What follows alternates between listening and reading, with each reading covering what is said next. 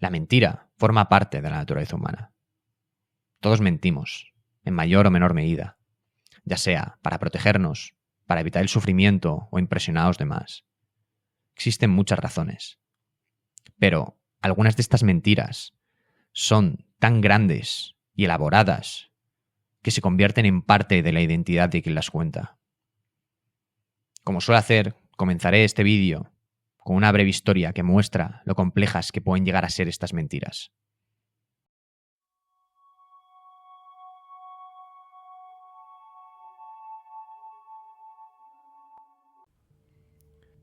El 11 de septiembre de 2001, el cielo sobre Manhattan amaneció claro y sin nubes. Un martes aparentemente ordinario en una ciudad que no se detiene jamás. A las 8:46 de la mañana, el primer avión impactó contra la torre norte del World Trade Center. Sirenas, gritos, confusión. El horror se desplegaba a un ritmo vertiginoso, mientras millones observaban con incredulidad lo que parecía el fin del mundo. Tanya Head se encontraba en el piso 78 de la Torre Sur. A pesar del humo, el calor y sus heridas, Tanya encontró la fuerza para bajar por las escaleras, ayudando a otros en su camino. Finalmente consiguió llegar a las puertas de la salida, cubierta de polvo y sangre. Poco tiempo después, se enteró que su esposo Dave había fallecido en la otra torre. Esta conmovedora historia la llevó a ser vista como una heroína. Se convirtió en la presidenta de la red de supervivientes del 11 de septiembre.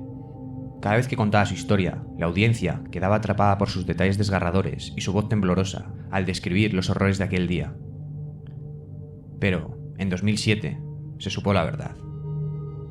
Tanya Head nunca estuvo en el World Trade Center aquel día, ni tampoco su esposo Dave, quien en realidad nunca existió. Ni siquiera estuvo en Nueva York aquel 11 de septiembre. Todo era una mentira de principio a fin. Seguramente te estarás preguntando qué llevó a Tanya a inventar una mentira de tal magnitud. ¿Por qué lo hizo? ¿Por qué engañó a toda una nación jugando con su dolor?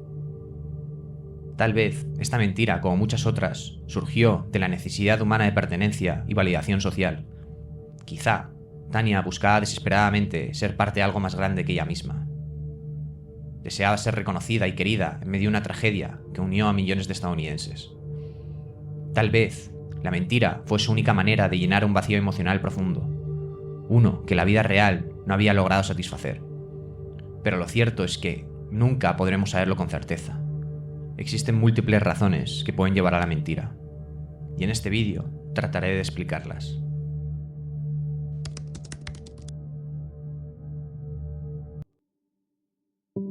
Para comprender este fenómeno, primero es esencial entender el contexto histórico y cultural, así como sus raíces evolutivas. A lo largo de la historia, la mentira ha sido percibida como un acto moralmente reprobable. En las culturas occidentales, la ética cristiana ha jugado un papel determinante en la formación de nuestra concepción sobre lo que es correcto o incorrecto. El octavo mandamiento, no dirás falso testimonio, establece una condena clara contra cualquier forma de engaño. La moral judio-cristiana ve la mentira no solo como una transgresión personal, sino como una amenaza a la cohesión comunitaria. Decir la verdad y ser honesto se ha vinculado con la idea de honrar a los demás y mantener una sociedad basada en la confianza mutua. En este sentido, el embustero es percibido como un transgresor del orden social, alguien que al manipular la realidad busca obtener un beneficio a expensas de otros. A pesar del rechazo moral hacia el acto de mentir, el engaño es tolerado e incluso valorado en ciertos contextos, como el comercio, la diplomacia o las relaciones sociales. Por ejemplo, en el ámbito empresarial, un vendedor podría exagerar las cualidades de un producto para cerrar una venta. Aunque el comprador puede sospechar que lo que escucha no es completamente cierto, esta mentira suele ser aceptada como parte del juego comercial. De igual manera, en diplomacia, muchas veces recurren a la ocultación, la ambigüedad o verdades a medias para proteger intereses de naciones. Desde una perspectiva evolutiva, el engaño puede interpretarse como una táctica para obtener ventajas en entornos competitivos, evitar peligros o mejorar las oportunidades de reproducción.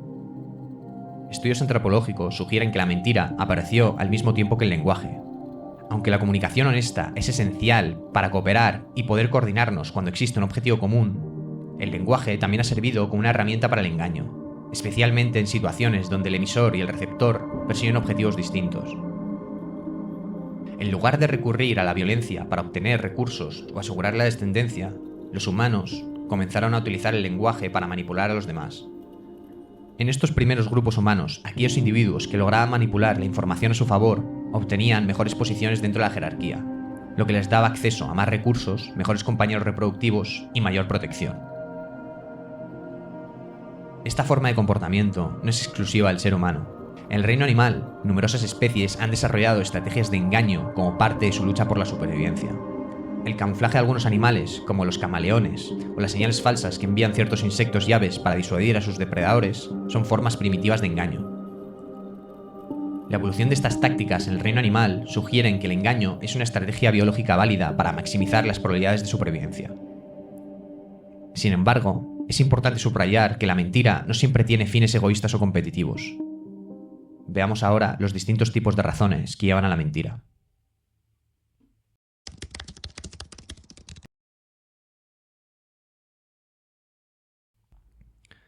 Existen diversas razones por las cuales una persona puede recurrir a la mentira, cada una de ellas vinculada a una motivación psicológica específica. Estas motivaciones pueden dividirse en categorías generales que ayudan a comprender por qué mentimos. Una de las razones más comunes es mentir para obtener algún tipo de ganancia.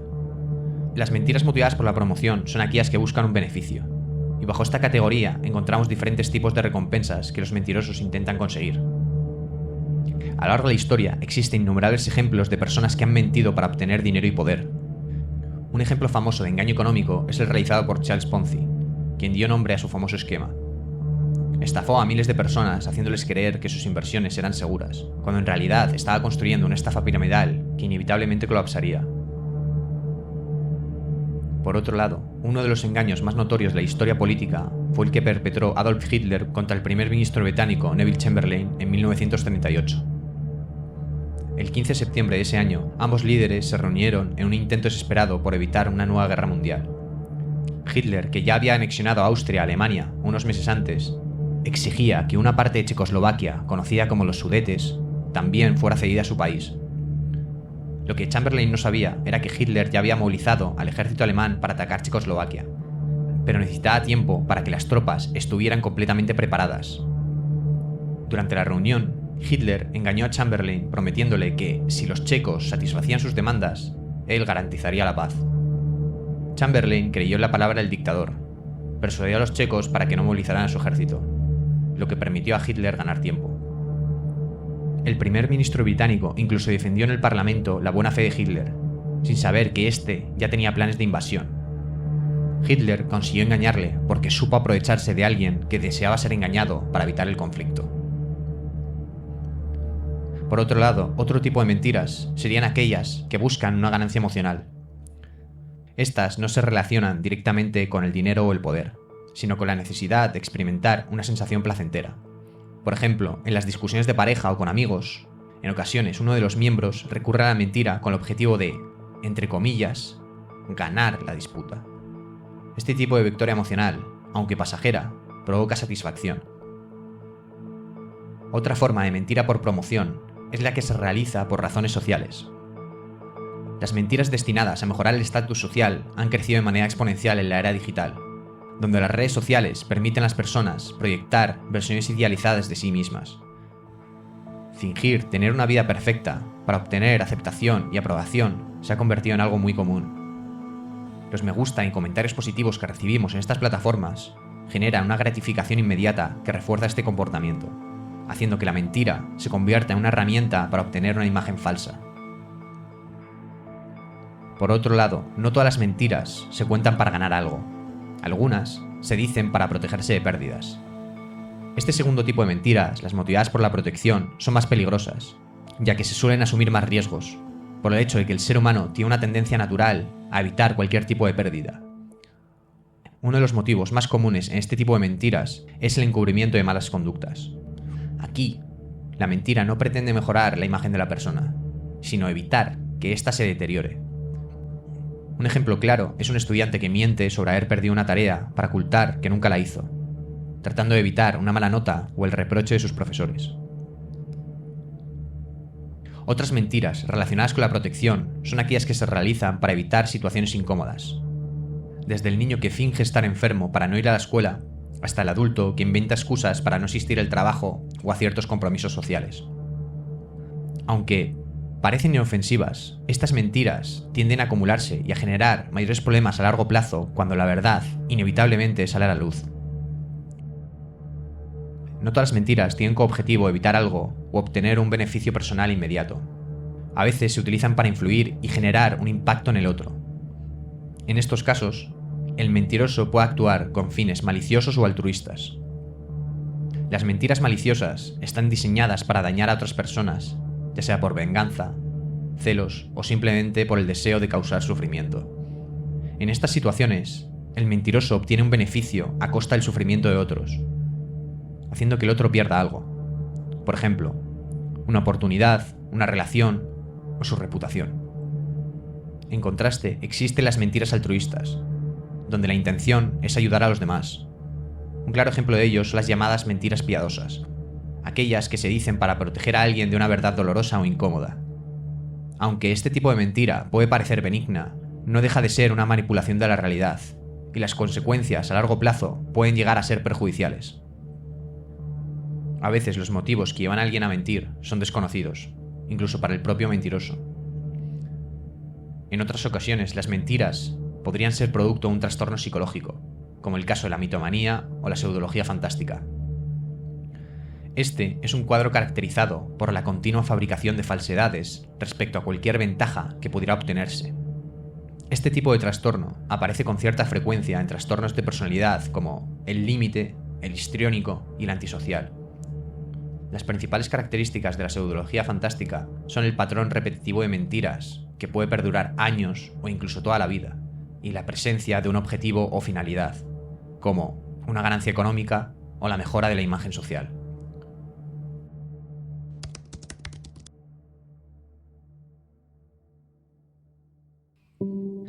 Detectar mentiras es una habilidad que despierta gran interés tanto en el campo de la psicología como en la vida cotidiana. Reconocer cuando alguien nos engaña sigue siendo un reto, ya que existen numerosos factores que complican la detección de mentiras. Entre los más relevantes se encuentra el sesgo de veracidad. Este fenómeno se refiere a nuestra tendencia natural a asumir que los demás dicen la verdad. Socialmente, confiamos en que las personas a nuestro alrededor son honestas, porque hacerlo facilita la convivencia. Sin embargo, esta inclinación nos hace vulnerables al engaño, ya que no estamos acostumbrados a dudar sistemáticamente de lo que escuchamos. También, la motivación del receptor juega un papel importante. Cuando las mentiras coinciden con lo que deseamos, es más probable que pasen desapercibidas. Por ejemplo, en el caso de Neville Chamberlain, deseaba evitar la guerra, y fue más propenso a caer en el engaño de Hitler, quien le dijo lo que quería escuchar. Nos engañamos a nosotros mismos para proteger nuestros deseos y creencias, y mantener una sensación de coherencia interna. Si la mentira no contradice nuestras expectativas, bajamos nuestras defensas, lo que hace que el engaño sea más efectivo. Más allá de los obstáculos psicológicos, existen estrategias para detectar el engaño, aunque ya os advierto que ninguna es infalible. Los mentirosos suelen dejar señales tanto verbales como no verbales que pueden ser detectadas si prestamos suficiente atención. Los mentirosos, ya sea de forma consciente o no, tienden a mostrar discrepancias entre lo que dicen y cómo actúan. Esta discrepancia o ambivalencia ocurre cuando el lenguaje verbal y el lenguaje corporal no van de la mano. Por ejemplo, alguien puede afirmar que está contento, pero su expresión facial o su postura no refleja esa emoción. Aquí surge una sensación de incoherencia que nos alerta. Esta contradicción en lo que se dice y lo que se expresa corporalmente es una de las pistas más claras para identificar un posible engaño. El cuerpo, por lo general, tiende a ser más honesto que las palabras. Otro indicador frecuente del engaño es la incertidumbre verbal y vocal. Las personas que mienten suelen dudar al hablar. Esta inseguridad puede manifestarse a través de muchas pausas, tardar en dar una respuesta, repetir ciertas palabras o cambiar rápidamente de tema. El tono de voz también puede volverse inestable o sonar forzado. Esta vacilación vocal es un reflejo del esfuerzo cognitivo adicional que implica mantener una mentira. Esta carga cognitiva es, de hecho, uno de los principales desafíos para quien miente. mantener una mentira requiere un gran esfuerzo, ya que el mentiroso debe tener presente tanto la verdad como la mentira al mismo tiempo. Este desgaste cognitivo provoca errores o simplificaciones del discurso. Por ello, los mentirosos suelen optar por frases más cortas y simples, y evitan detalles complejos que podrían hacer que su historia se desmorone. Además del lenguaje verbal, el cuerpo también nos da pistas. Un signo fisiológico interesante es la dilatación de pupilas, que ocurre cuando una persona está bajo estrés o en una situación de alta tensión emocional, como sería el caso de mentir. Las pupilas se expanden inconscientemente como respuesta al aumento de la actividad cerebral. Aunque este cambio es difícil de detectar a simple vista, su presencia refuerza el hecho de que el cuerpo reacciona de manera involuntaria cuando una persona está mintiendo. También debemos considerar los gestos de ocultación, que incluyen taparse la boca o ajustarse el cuello de la ropa de forma repetida mientras se habla. Estos gestos son intentos inconscientes de bloquear la verdad o aliviar la incomodidad. Un ejemplo clásico es el efecto Pinocho, donde el mentiroso se toca la nariz repetidamente debido a una reacción fisiológica del cuerpo antes de mentir. En general, tocarse la cara suele considerarse un indicativo de engaño. Sin embargo, hay que tener en cuenta que no todas las personas mienten de la misma manera, ni tienen la misma capacidad para hacerlo. Estudios psicológicos han demostrado que las personas con baja sensibilidad al castigo, como aquellas con rasgos psicopáticos o antisociales, son mucho más sensibles para engañar sin ser descubiertas. El caso es que estas personas no experimentan el mismo grado de activación emocional que el resto de la población cuando mienten, lo que reduce los indicadores de ansiedad o culpa que suelen delatar al mentiroso. Su menor empatía y baja reactividad emocional les permite mentir con mayor facilidad y naturalidad, ya que no experimentan el miedo a ser descubiertos o las consecuencias sociales de sus engaños de la misma manera que las personas con mayor sensibilidad emocional. Además, hay que decir que la práctica también juega un papel importante en la mejora de la capacidad para mentir. Mentir es una habilidad que, como cualquier otra, se perfecciona con la repetición. Aquellos que mienten con más frecuencia desarrollan mecanismos más refinados para controlar su lenguaje no verbal. En esta misma línea, investigaciones neurológicas han demostrado que, si se miente de forma repetida, la amígdala, que es la región del cerebro encargada de procesar las emociones, responde cada vez menos al acto de mentir. Esta disminución en la reactividad emocional facilita que el individuo continúe mintiendo, ya que el estrés inicial que genera la mentira se reduce con la práctica. Las ciencias del comportamiento han revelado que, aunque existen muchos indicios que pueden apuntar a que una persona está mintiendo, es esencial no basarse en un solo gesto o señal. Detectar mentiras requiere una observación integral del contexto, del mensaje y del comportamiento global de la persona.